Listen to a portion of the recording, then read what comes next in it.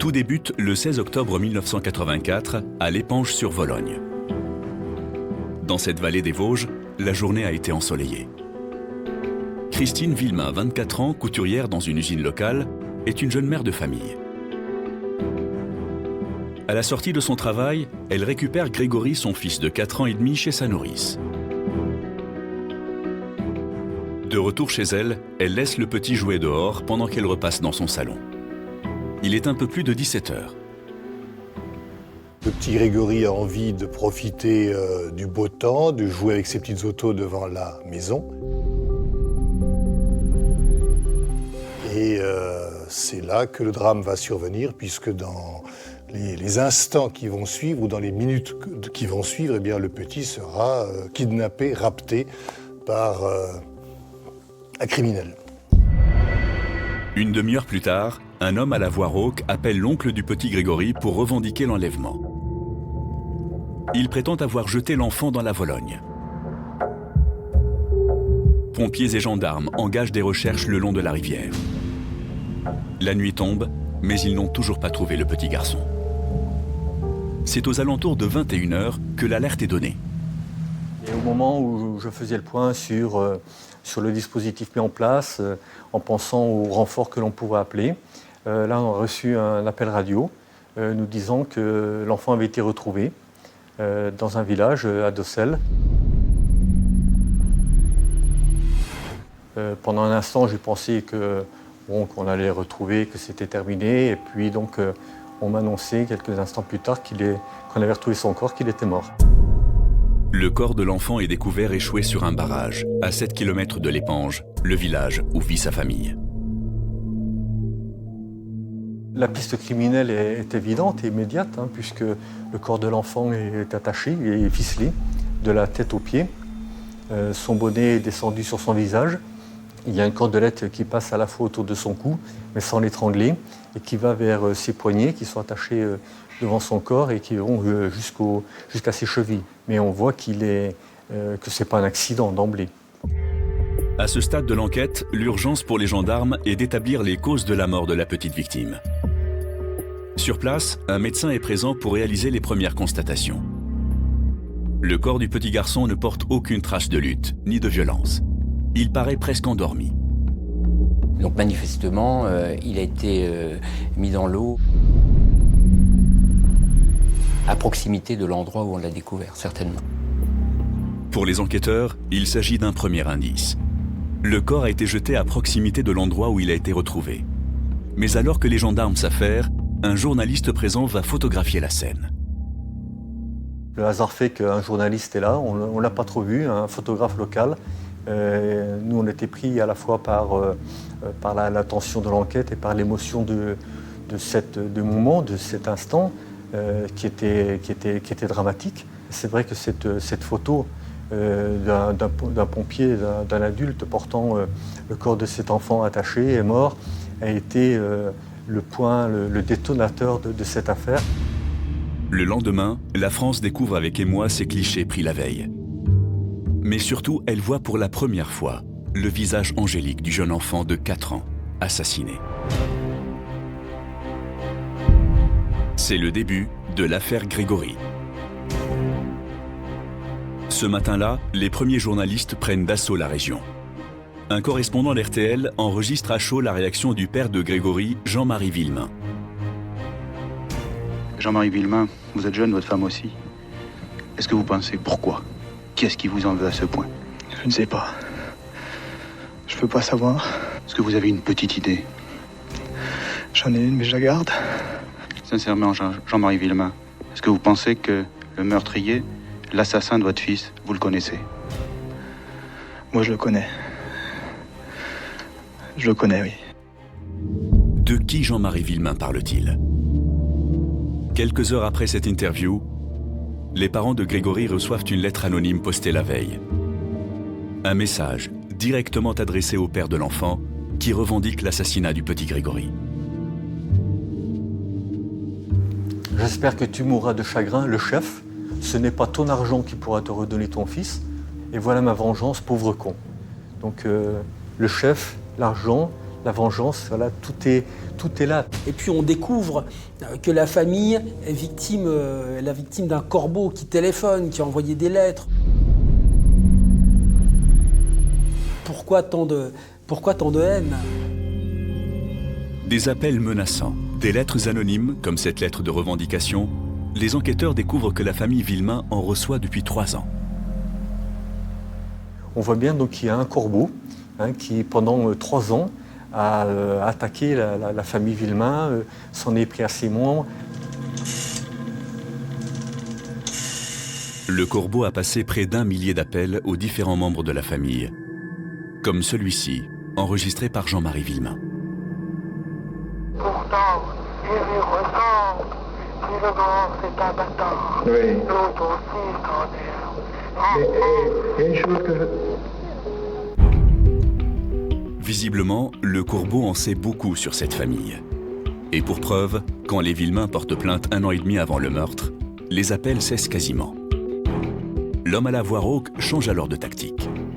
Tout d'abord avec un mot glissé dans les volets des parents de Grégory. Puis 2 autres lettres sont adressées aux grands-parents de Grégory. Dans ces messages, le corbeau détaille la vie privée des Villemain. Il prend la défense de Jackie, le demi-frère de Jean-Marie, qu'il surnomme le bâtard. Lui, c'était le bâtard, Jackie le bâtard, Michel, c'était l'abruti, et l'autre, c'était le chef. Et les parents, c'était les minables. Ce corbeau veut dissocier la famille, veut introduire la haine au sein de la famille, au sein du clan familial.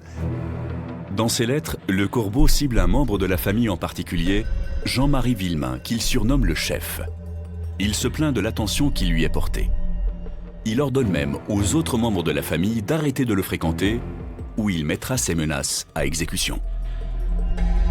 Le corbeau est jaloux de la réussite de Jean-Marie Villemain, qui est un autodidacte, qui, simple ouvrier, par sa force de caractère, par sa personnalité, a réussi à progresser, à s'épanouir. À seulement 26 ans, Jean-Marie Villemain est contremaître et dirige une vingtaine de salariés. Il possède 2 voitures et une grande maison. Il est marié à une femme charmante. La vie lui a plutôt souri. Au fur et à mesure qu'on avance, on prend de plus en plus conscience du fait que le pivot, le centre de cette affaire, c'est Jean-Marie. Donc, ce qu'il faut, c'est qu'on comprenne qui, dans un environnement assez proche, puisque on fait état de choses qui sont assez intimes, assez intérieures à la famille, qui peut lui en vouloir à ce point. Le corbeau en sait trop. Pour les gendarmes, c'est forcément quelqu'un de la famille. Ils pensent que lui et l'assassin ne font qu'un. Pour le confondre, il faut analyser ses lettres. Les gendarmes veulent comparer l'écriture du corbeau à celle des habitants de la région. Familles, voisins, commerçants, au total, près de 300 tests en écriture sont organisés par les enquêteurs. Avec cette méthode, les gendarmes parviendront-ils à démasquer ce mystérieux corbeau ?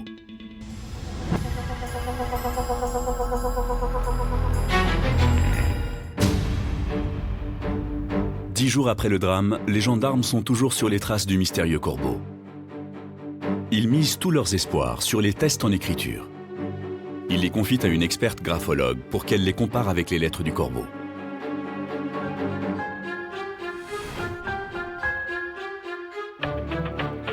Elle examine les écritures et elle nous dit ce qu'elle en pense. Et le lendemain, elle nous rappelle en nous disant « Ah, là j'ai quelqu'un dont l'écriture m'intéresse ». Cette personne, c'est Bernard Laroche, un cousin germain de Jean-Marie Villemain. En enquêtant sur son passé, les gendarmes découvrent que son profil correspond parfaitement à celui du corbeau. C'est un homme qui a eu une enfance malheureuse, qui a été élevé près de la famille Villemain, qui a eu connaissance des affaires qui sont évoquées par le corbeau. Bref, tout ça se tient. Bernard Laroche, quelque part, c'est l'anti-Jean-Marie Villemain. C'est quelqu'un qui a tout à fait des raisons d'être jaloux de lui en termes de réussite sociale, d'épanouissement familial, tout un tas de choses qui peuvent se comprendre. Et quelques jours plus tard, l'étau se resserre encore autour de Bernard Laroche. Un gendarme spécialiste en écriture examine à son tour la lettre de revendication du corbeau. Il découvre un nouvel indice à l'aide d'une lumière rasante. Il s'agit d'une trace de foulage, c'est-à-dire une empreinte laissée par la pression du stylo sur les feuilles inférieures d'un bloc-notes. Pendant un petit moment, j'ai cherché sur tout le document et je me suis aperçu qu'il y avait donc effectivement un foulage qui était dans la partie inférieure du document. LB, ce LB, effectivement, correspond, si vous voulez, à des initiales d'une des personnes qui est liée dans ce dossier. Laroche-Bernard ? C'est ça, Laroche-Bernard, oui. Les gendarmes superposent ces initiales avec la signature de Bernard Laroche. La similitude est plus que troublante. Bernard Laroche serait-il le fameux corbeau qui terrorise la famille Villemain depuis tant d'années et surtout le meurtrier du petit Grégory? Le lendemain, le suspect est placé en garde à vue à la gendarmerie d'Épinal. Bernard Laroche affirme qu'il a un alibi. Au moment de l'enlèvement du petit Grégory, il était avec sa belle-sœur. Sans aveu, les enquêteurs relâchent Bernard Laroche au bout de 24 heures de garde à vue. Les médias suivent chaque rebondissement de cette affaire. C'est donc devant les caméras que Bernard Laroche clame son innocence. Les gendarmes m'ont soupçonné parce que j'avais une écriture qui ressemblait à celle du corbeau. Et, de toute façon, j'ai maintenu que c'était pas moi, j'ai la conscience tranquille. Et ils n'ont pas pu prouver que c'était moi. Et vous aviez un alibi pour cette heure-là? Oui. De toute façon, j'ai ma belle-sœur qui m'a vu quand elle est rentrée de l'école. Pour vérifier l'alibi de Bernard Laroche, les enquêteurs procèdent à l'audition de sa belle-sœur, Muriel Boll, une collégienne de 15 ans. Elle confirme l'alibi de son beau-frère. Mais les gendarmes découvrent des incohérences dans le déroulement de sa journée. L'adolescente affirme avoir pris le bus de ramassage scolaire pour rentrer chez elle. Or, ce jour-là, personne ne l'a vue. On entend le chauffeur de car qui nous dit qu'il n'est pas menti dans le car ce jour-là. Il est catégorique. On entend d'autres personnes qui disent qu'ils l'ont vu monter dans une autre voiture. Mais de quelle voiture parlent ces témoins? Muriel Boll a-t-elle menti aux gendarmes? Les enquêteurs veulent tirer tout cela au clair. Ils confrontent la jeune fille à ses contradictions. Et elle finit par craquer. Et Muriel nous avoue donc qu'en fait Bernard est venu la chercher et qu'il est parti avec lui. Muriel Boll déclare aux gendarmes que ce jour-là, Bernard Laroche l'attend à la sortie du collège. Dans sa voiture, il y a Sébastien, le fils de Bernard Laroche. Elle affirme que tous les trois vont prendre la direction de l'Épange, la ville où vivent les Villemain. Sur les hauteurs du village, ils s'arrêtent. On s'est arrêté devant une maison, il y a un petit garçon qui jouait. Bernard Laroche est allé le chercher. Muriel Boll poursuit son récit. Bernard Laroche installe ce petit garçon à côté de son fils dans la voiture. Puis il repart en direction du village de Dossel, où il s'arrête de nouveau. Il s'est arrêté au bord de la rivière, il est parti avec le petit garçon, il est revenu sans lui. Cet enfant, Muriel Boll précise aux gendarmes qu'elle ne l'avait jamais vu. Mais le lendemain, elle le reconnaît dans les journaux. Elle est formelle, il s'agit bien de Grégory Villemain. Selon elle, son beau-frère serait donc l'assassin. 3 jours plus tard, Muriel Boll maintient ses déclarations devant le juge Lambert, en charge de l'instruction. Le magistrat inculpe Bernard Laroche de l'assassinat du petit Grégory et ordonne son arrestation immédiate.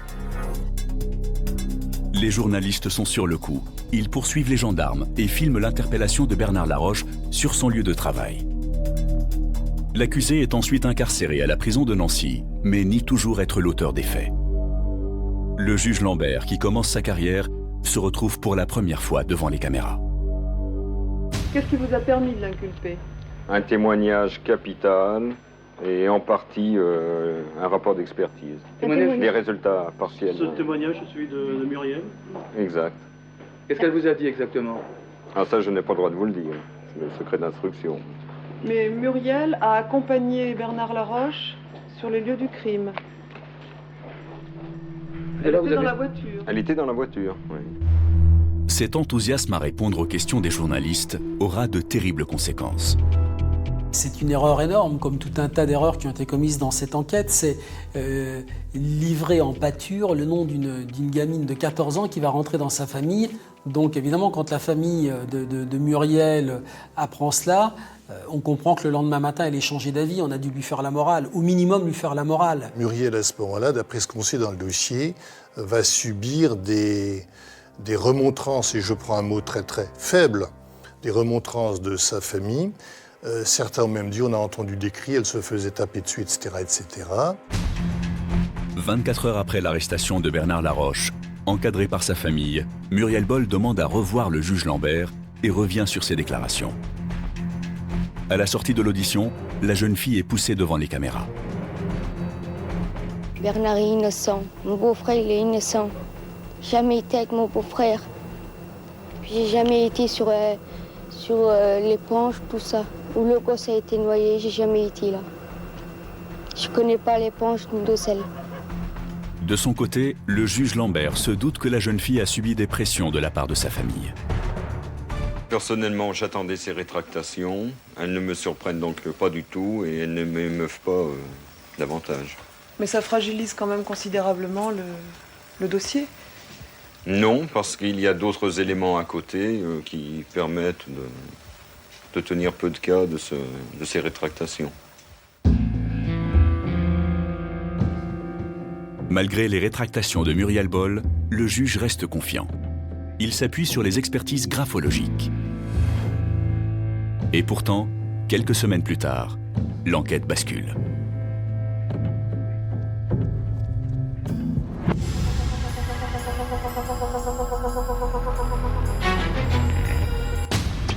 Nous sommes en décembre 1984, 2 mois après la mort du petit Grégory. Depuis les rétractations de Muriel Boll, l'enquête piétine. En revanche, la défense de Bernard Laroche s'active pour le faire sortir de prison au plus vite. Ses avocats, maître Welzer et Pron, passent à la loupe chaque pièce du dossier pour trouver la faille. Lorsque Paul Pron et Gérard Welzer sont entrés dans le dossier, ils se sont aperçus que des expertises avaient été désignées en dehors des dispositions du Code de procédure pénale et ils les ont fait annuler. L'expert n'a pas été désigné dans les règles par le juge d'instruction, mais il l'a été par les gendarmes, et qu'ensuite, on n'a pas remis en conformité la procédure, le juge n'a pas remis en conformité la procédure, donc les expertises qui accusaient Bernard Laroche ne tiennent plus, elles ne sont pas valides, on ne peut pas se reposer sur ces expertises. Et voilà comment un élément troublant à l'encontre du premier suspect s'est envolé, allais-je dire, suite à une bévue procédurale inimaginable, imputable à Jean-Michel Lambert. Résultat, toutes les expertises graphologiques et les analyses sur les traces de foulage sont écartées du dossier. Pour les enquêteurs, c'est le retour à la case départ. Et pour enfoncer le clou, la défense de Bernard Laroche remet en cause le travail des gendarmes lors de l'audition de Muriel Boll. Et je crois que l'un des gendarmes a reconnu, si mes souvenirs sont bons, qu'il avait lui-même tracé de son doigt le parcours que Muriel était chargée de recopier. L'objectif des avocats, c'est de dénigrer notre travail, de chercher la faille pour justifier le fait que ces aveux auraient été vraiment extorqués sous la pression, mais surtout pour faire bonne figure et pour vraiment taper très fort et chercher à nous discréditer. Ils portent plainte contre nous, contre les gendarmes, pour faux, usage de faux et subornation de témoins. Et les avocats de Bernard Laroche ne s'arrêtent pas là.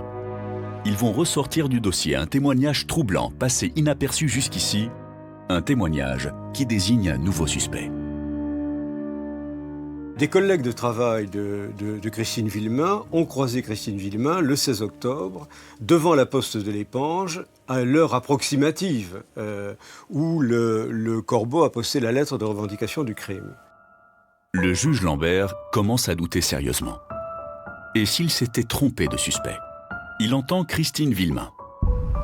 La jeune femme reconnaît s'être bien rendue à la poste de l'Épange, mais le 15 octobre, la veille du crime. Or, la lettre du Corbeau est datée du 16 octobre.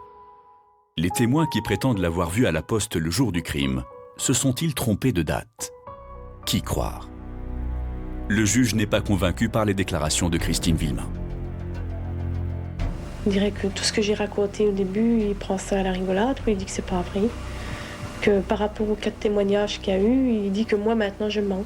Comment vous, personnellement, vous réagissez au fait qu'on puisse vous soupçonner? Pas trop bien quand même, parce que c'est quand même mon petit qu'on a enlevé.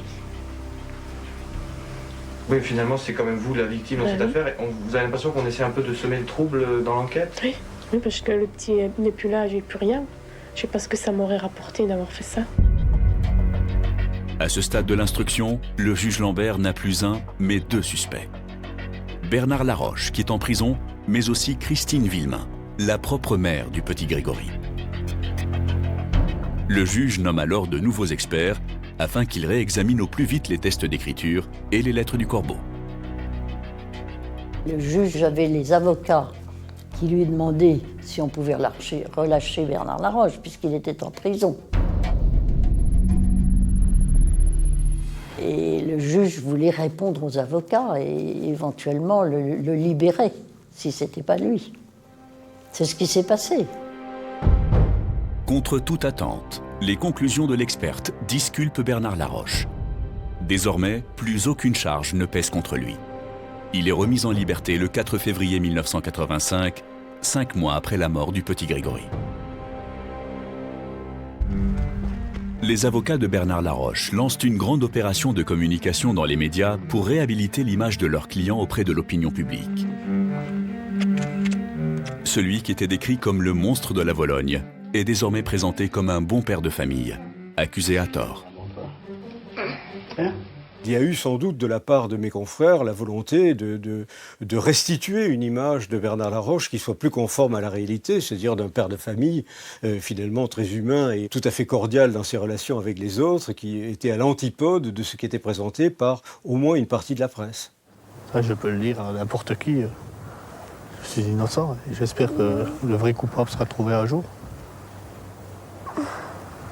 À quoi pensiez-vous dans la prison? Ouais, j'avais peur. J'avais peur de ne pas en sortir. Les avocats soignent la mise en scène.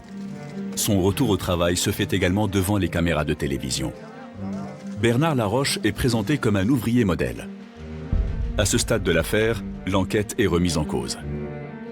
Pour le juge et certains journalistes, les gendarmes sont allés trop vite. Le premier suspect a été remis en liberté et de lourds soupçons pèsent désormais sur la mère du petit Grégory. Le juge Lambert prend ses distances avec les gendarmes.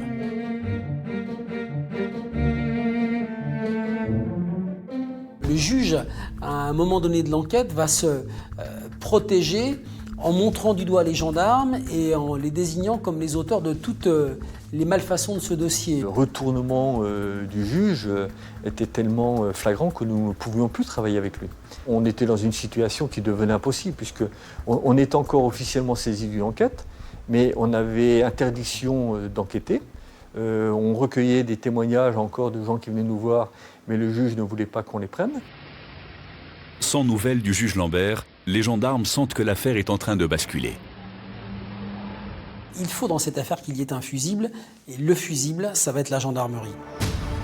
Le 20 février 1985, les gendarmes de Bruyères sont dessaisis au profit du SRPJ de Nancy. Dès le départ, les policiers prennent le contre-pied de l'enquête menée jusqu'ici par les gendarmes. Ils pensent qu'ils se sont trompés de suspect. La police est rentrée dans ce dossier avec un parti pris, avec un a priori très très fort, que c'était forcément la mère coupable. Les policiers décident donc de convoquer Jean-Marie et Christine Villemain. Et ces malheureux pêchent par naïveté. Ils ne savent pas qu'ils vont se jeter en quelque sorte dans la gueule du loup. Ils sont cuisinés, j'emploie un mot, je crois, assez expressif, pendant des heures et des heures et des heures. Et à ce moment-là, la conviction du SRPJ est faite, à savoir que cette Christine Villemain, maman de l'enfant Grégory, eh bien, elle est bigrement suspecte. Christine Villemain suspecte. Les policiers utilisent la presse pour diffuser cette information. Certains journalistes font ami-ami avec le SRPJ. Le SRPJ va livrer des informations aux journalistes amis, au mépris de la présomption d'innocence, au mépris du secret de l'information. Et ces journalistes vont inculquer dans l'esprit ou introduire dans l'esprit du public l'idée abominable et complètement crétine, stupide, vicieuse de l'implication de la maman dans le crime sur Grégory. C'est sans doute la première fois dans une affaire criminelle que la police s'est servie, que les enquêteurs se sont servis à ce point des médias pour faire passer leur message. Et le message, c'était clairement « Nous, nos soupçons se portent vers Christine Villemain ». Ainsi, les rumeurs deviennent des informations et l'hypothèse d'une mère infanticide gagne du terrain. Peu à peu dans la presse, l'affaire Grégory devient l'affaire Villemain. La mère du petit Grégory pourrait-elle avoir assassiné son propre enfant? Face à ces accusations, comment vont réagir Jean-Marie et Christine Villemain?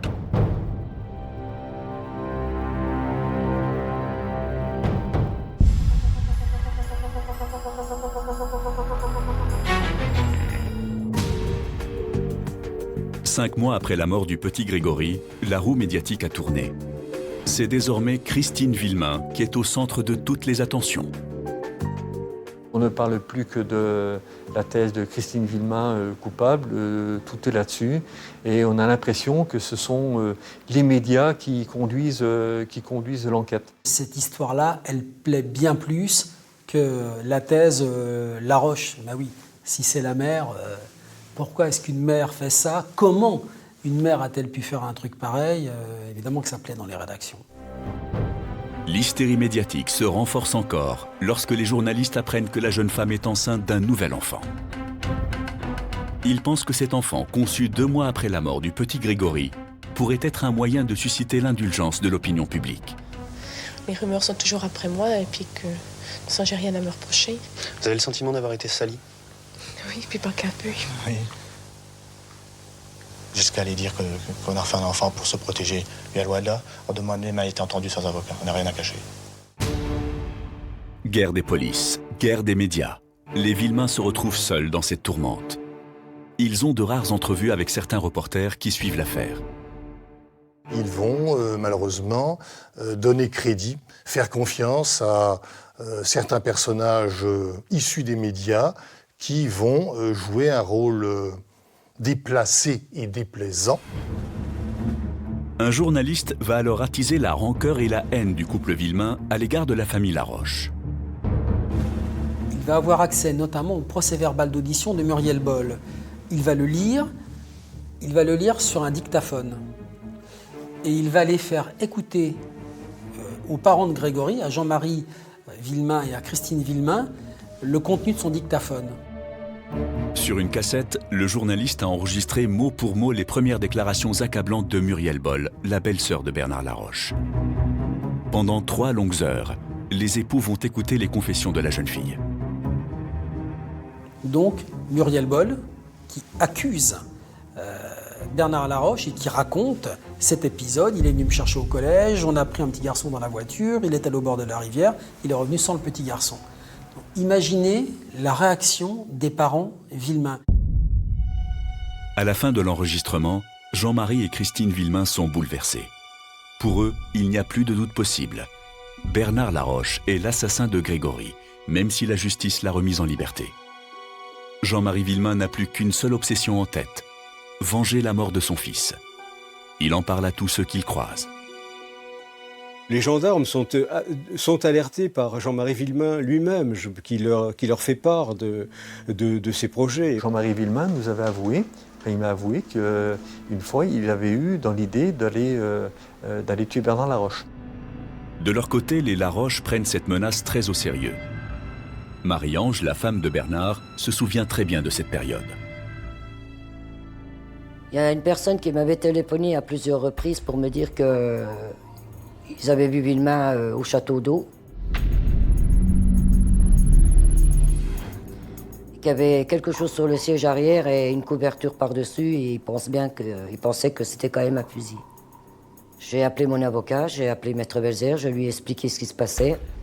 Maître Belzer a fait tout de suite le nécessaire. Le lendemain, le procureur Lecomte avait le papier sur son bureau comme quoi la vie de Bernard était menacée, mais Personne n'a levé le petit doigt pour faire quoi que ce soit. Quelques jours plus tard, un événement va faire basculer cette affaire. En direct sur RTL, un journaliste rend public les conclusions des nouvelles expertises en écriture, avant même qu'elles n'arrivent sur le bureau du juge Lambert. C'est en effet demain, aux alentours de 14h, que Jean-Michel Lambert va notifier aux parents de Grégory d'abord, à Bernard Laroche ensuite, qui demeure toujours inculpé de l'assassinat du petit garçon, les conclusions des deux experts en écriture. Mais chacun sait déjà que pour les deux experts, c'est Christine Villemain, la maman de Grégory, qui a probablement écrit la lettre revendiquant l'enlèvement et le meurtre de l'enfant. Ce jour-là, les Villemain, eux aussi, écoutent le flash info du journaliste. Ils apprennent la nouvelle en même temps que la France entière. Sous le choc, Christine Villemain fait une hémorragie et manque de perdre l'enfant qu'elle porte. Elle est immédiatement hospitalisée. Le lendemain, le juge Lambert reçoit les expertises. Elle désigne à 99% Christine Villemain comme l'auteur des lettres du Corbeau. Quand on rend notre rapport, on dit au juge qu'il y a toutes les probabilités pour qu'elle soit le Corbeau. Cette mise en accusation de sa femme sur la place publique, Jean-Marie Villemain ne la supporte pas. Il se sent trahi par la justice. Il reste persuadé que l'assassin de son fils est bien Bernard Laroche. Lui n'a jamais eu le moindre doute à l'égard de sa femme. Comme il est seul, eh bien, il commet l'irréparable. On ne sait pas non plus à cette époque-là qu'il avait fait un serment sur la tombe de son fils, qu'il se vengerait. Jean-Marie Villemain prend la route d'Aumonzey en direction du domicile de Bernard Laroche. Au même moment, les Laroche rentrent chez eux. Ce jour-là, je suis allé chercher Bernard donc à son travail à 13h et on est rentré à la maison. Et en chemin, j'avais appris qu'on allait avoir un autre bébé. Quand on est arrivé devant la maison, Bernard était descendu le premier. Et moi, je descendais de la voiture quand j'ai entendu quelqu'un sauter, quoi. Un talus. Je me suis retourné, c'était Villemain avec le fusil. Et donc Bernard était à l'entrée de porte du sous-sol, moi j'étais devant lui et bon, il y a eu un petit dialogue. Villemain lui a dit c'est de ta faute s'ils sont tous sur Christine. Bernard a répondu je te comprends Jean-Marie mais je te le jure, c'est pas moi qui a tué ton gosse. Je te comprends mais c'est pas moi. Et pourquoi que Muriel a dit ça, voilà le dialogue, quoi. Et puis à un moment donné, j'ai fait un mouvement et c'est là que Villemain a tiré. Sur le coup, je pensais pas qu'il était mort, je pensais pas qu'il allait mourir, quoi. Je veux dire, on voyait rien, il n'y avait pas de sang, il n'y avait rien. Jean-Marie Villemain disparaît rapidement. Il se dirige vers la clinique où sa femme est hospitalisée pour lui avouer son crime. Peu après, il se rend à la police. Il est placé en détention provisoire. Il ne réalise pas encore qu'en voulant venger son fils, c'est sa femme qui l'a condamné. Les policiers concentrent désormais tous leurs efforts sur la piste Christine Villemain. Les policiers étaient persuadés que c'était elle. Ils étaient absolument persuadés que c'était elle. Donc ils prétendaient avoir découvert des choses dans sa psychologie, dans ses pratiques, etc., qui expliquaient que cette mère est une mère complètement indigne, quoi. Mais pour prouver la culpabilité de la jeune femme, les enquêteurs manquent encore de preuves matérielles. Ils décident donc de retourner dans le chalet des Villemain pour y faire une perquisition. Miracle pour les policiers, ils vont trouver de la cordelette qui, d'après les constatations, pourrait s'apparenter ou ressemble étrangement à la cordelette qui entravait le petit Grégory. Les policiers en sont convaincus. Ils viennent enfin de trouver la clé de l'énigme. Et alors là, alléluia pour le SRPJ, ils ont, selon eux, l'élément décisif qui doit bousculer Lambert et qui doit l'inciter à passer à l'inculpation de la maman. Le juge Lambert est sous pression. Les journaux annoncent déjà l'inculpation de Christine Villemain. Quelques jours plus tard, les conclusions des expertises sur les cordelettes saisies chez les Villemain confirment qu'elles correspondent parfaitement à celles qui entravaient le corps de Grégory. Le couperet tombe. Le juge Lambert convoque Christine Villemain le 5 juillet 1985. Le juge Lambert, lui, il regarde ses chaussures, il ne lève pas les yeux, il n'a pas le courage de regarder cette malheureuse femme dans les yeux. Et alors il a ces propos absolument surréalistes. Il lui dit « Je me lance, je crève l'abcès, je lève l'hypothèque, je vous inculpe d'assassinat sur Grégory. »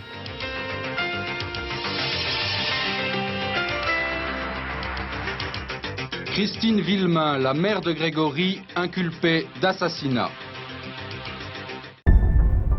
Le jour même, Christine Villemain est placée en détention. Désormais, les deux parents du petit Grégory sont derrière les barreaux.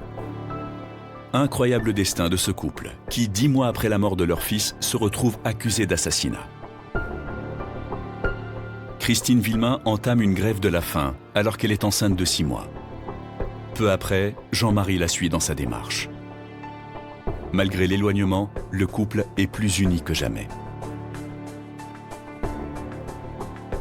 On sentait qu'au-delà de cette détention, ce couple a toujours été extrêmement proche. Et c'est d'ailleurs l'amour vraiment incoercible qui unit ce couple qui a permis à ces deux personnes de tenir. Le juge Lambert veut profiter de l'incarcération de Christine Villemain pour conforter son dossier. Si tous les éléments de l'enquête désignent désormais la jeune femme, reste à éclaircir le plus important. Pour quelle raison Christine Villemain aurait-elle tué son petit Grégory? Pour faire un acte pareil, il faut un mobile. Or, il n'y avait pas de mobile. Comment admettre qu'une femme qui n'a pas d'amant, pas de vie dissolue, va commettre ce crime absolument abominable, tuer son enfant? Eureka, on va trouver la solution, on va dire qu'elle est folle. La folie, c'est le motif que le juge Lambert veut avancer pour expliquer le geste insensé qu'aurait commis Christine Villemain à l'encontre de son propre fils. Durant sa détention, la jeune femme est examinée par 11 experts, psychiatres et psychologues. Mais bon, Christine Villemain n'était évidemment absolument pas folle. C'était une femme innocente, traquée, qui a vécu l'enfer. Les experts sont unanimes. Christine Villemain n'est pas folle. Après 11 jours de détention, elle est remise en liberté par la Cour d'appel de Nancy contre l'avis du juge Lambert. Il reste toujours persuadé qu'elle est l'assassin de son fils. Il maintient son inculpation. Cette décision de libération de Christine Villemain était très très mal vécue par Lambert et par le SRPJ. C'était un désaveu flagrant et je pense que le SRPJ avait le désir de prendre une revanche. Cette revanche, le juge Lambert et les policiers du SRPJ l'obtiennent à la clôture de l'instruction le 9 décembre 1986, plus de 2 ans après la mort du petit Grégory. Malgré la faiblesse du dossier, le juge Lambert demande le renvoi de la jeune femme devant une cour d'assises pour l'assassinat de son fils. Cette nouvelle est insupportable pour Christine Villemain. Dans une lettre adressée à son avocat, elle réaffirme son innocence et écrit qu'elle veut rejoindre son petit Grégory. En décembre 1986, Christine Villemain fait une tentative de suicide. Une tentative de suicide. Elle absorbe des médicaments en quantité industrielle. Mes collègues et moi, nous courons à l'hôpital de Lunéville à son chevet. Les médecins nous disent que le boulet n'est pas passé loin. Dieu soit loué, elle va s'en sortir. Dans les mois qui suivent, les avocats de Christine Villemain poursuivent le combat judiciaire. Ils saisissent la Cour de cassation. Cette juridiction suprême annule plus de 300 pages d'instructions pour vice de forme. Le problème, c'est qu'on n'a pas travaillé normalement en octobre-novembre 1984. La faute à qui? Je pense que la faute est essentiellement au juge Lambert. Je pense qu'il faut reconnaître, dans le système français, le juge d'instruction, c'est le chef d'orchestre. C'est lui qui centralise, qui coordonne tout. S'il ne le fait pas, si le chef d'orchestre est mauvais, c'est la cacophonie. Le dossier est alors transféré des Vosges vers la cour d'appel de Dijon, une nouvelle juridiction censée être neutre. L'instruction repart à zéro. Ce dépaysement de l'enquête permettra-t-il de démasquer l'assassin du petit Grégory ?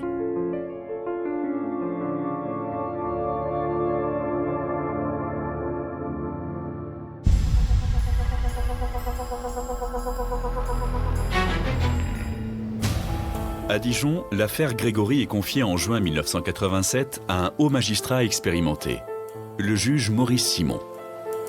Il a retardé son départ à la retraite pour s'occuper de ce dossier. Il remet tout à plat.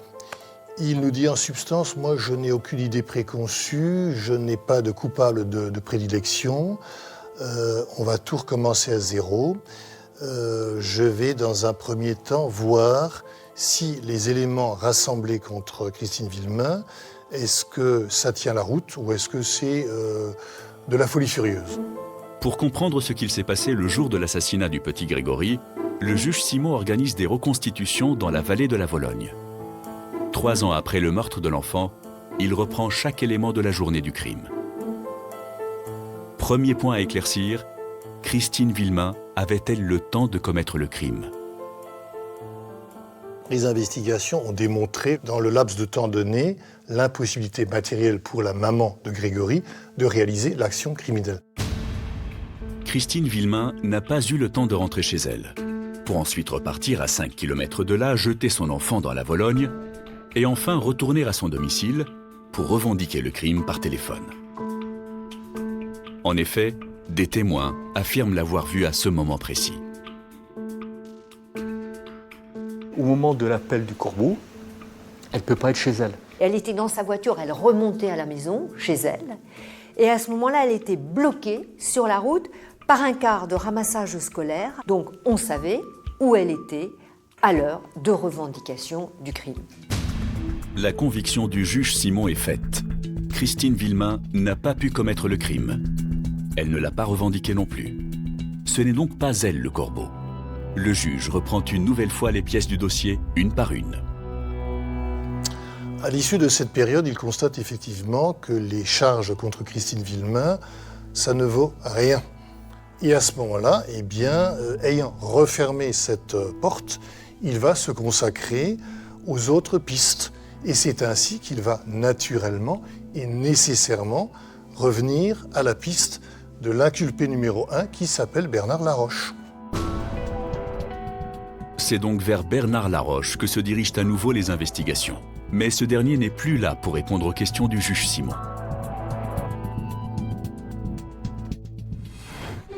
Nouveau coup dur pour l'enquête. 3 ans après sa désignation, le magistrat est victime d'un infarctus. C'est le juge Jean-Paul Martin qui lui succède.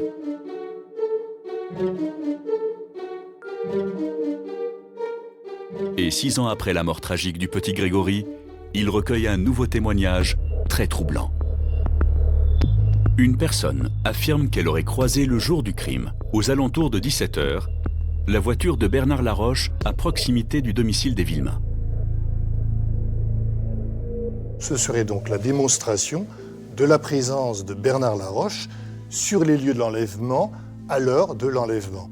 C'est un élément troublant complémentaire qui venait s'ajouter à d'autres charges rassemblées contre Bernard Laroche. Le juge va alors tenter de conforter cette piste pendant encore 3 ans, mais sans succès.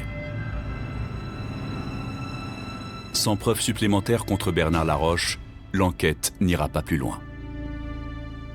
L'affaire Grégory, c'est ça, c'est cette frustration que l'on a autour de cette piste que l'on ne peut pas plus étayer dans un sens ou dans l'autre, mais dans l'optique d'avancer vers la vérité. 9 ans après le meurtre, le magistrat conclut qu'il existe des charges très sérieuses contre Bernard Laroche. Mais pour lui, il est impossible d'affirmer qu'il est bien l'assassin. La mort du petit Grégory demeure non élucidée. Reste à réhabiliter Christine Villemain aux yeux de la justice. Le 3 février 1993, un non-lieu historique est rendu en sa faveur. Habituellement, un non-lieu est donné si doute il y a, mais là, il n'y a pas de place pour le doute. Cette femme, elle est innocente comme vous et moi. C'est un arrêt démontrant l'erreur judiciaire qui, pendant des années, s'est créée, mais heureusement aujourd'hui, cette erreur judiciaire est anéantie. Christine Villemain innocentée, Bernard Laroche mort, il n'y aura donc pas de procès. Mais une occasion va se présenter. Jean-Marie Villemain doit être jugé pour le meurtre de Bernard Laroche. Les avocats de la famille Villemain vont alors tenter de détourner ce procès pour faire toute la lumière sur l'affaire Grégory. Pour juger Jean-Marie Villemain et pour savoir pourquoi il était passé à l'acte, il paraissait absolument indispensable de refaire l'affaire pour essayer de déterminer ce qui avait pu se passer dans sa tête pour qu'il décide d'aller tuer Bernard Laroche. On va essayer de se saisir des débats judiciaires et des effets de vérité que parfois une audience de la cour d'assises peut produire pour tenter de revenir sur l'affaire Grégory. Notre espoir, à nous avocats des Villemain, c'était de parvenir à la vérité à travers le procès de Jean-Marie. Le 3 novembre 1993, le procès de Jean-Marie Villemain s'ouvre à la cour d'assises de Dijon dans une ambiance tendue.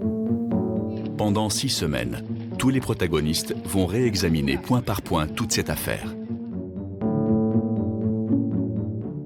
Bien entendu, c'est un procès qui déchaîne les passions. Bien sûr, les débats vont être des débats extrêmement tendus. Souvent, les échanges seront violents et oui, j'ai le souvenir d'une série d'audiences d'une extrême densité. Les débats s'ouvrent par l'interrogatoire de l'accusé Jean-Marie Villemain. Jean-Marie Villemain est à la fois un personnage terrible et un personnage émouvant. C'est quelqu'un qui a été crucifié par l'assassinat de son fils, c'est absolument indiscutable. Et il prononce des mots au début du procès. Bien sûr, ça fait partie de la tension dont je parlais. Il y a beaucoup de tension et beaucoup d'émotions, oui. Situation absolument inouïe. Jean-Marie Villemain, qui est l'accusé, et bien souvent dans son box d'accusés, il se faisait l'accusateur de la famille Laroche. Depuis son box, il va même jusqu'à interpeller le témoin principal de cette affaire, Muriel Boll. Elle n'a pas flanché, elle n'a pas varié dans ses déclarations. Elle était corsetée, chaperonnée, encadrée, contrôlée, et elle était en liberté surveillée. Bon, on se comprend. Malgré les espoirs nourris par les avocats des Villemain, les débats contradictoires de la cour d'assises ne permettent pas de faire jaillir la vérité sur la mort de Grégory. Les jurés examinent ensuite la deuxième partie de cette affaire, l'assassinat de Bernard Laroche. À quelle peine Jean-Marie Villemain va-t-il être condamné? Le jury lui reconnaîtra-t-il des circonstances atténuantes? Après 6 semaines de procès, le verdict tombe. Le jury condamne Jean-Marie Villemain à 5 ans de réclusion, dont 1 avec sursis. C'est-à-dire qu'il a bénéficié de circonstances atténuantes qui étaient celles de l'aveuglement, de la vengeance aveugle. Personnellement, je n'ai pas été choqué par le verdict. Je pense qu'il établissait la culpabilité de Jean-Marie Villemain dans les termes qui étaient proches de ce que nous estimions. 10 jours seulement après sa condamnation, Jean-Marie Villemain recouvre la liberté. Il a effectué la quasi-totalité de sa peine durant sa détention provisoire. Pour la justice, ce dossier se referme.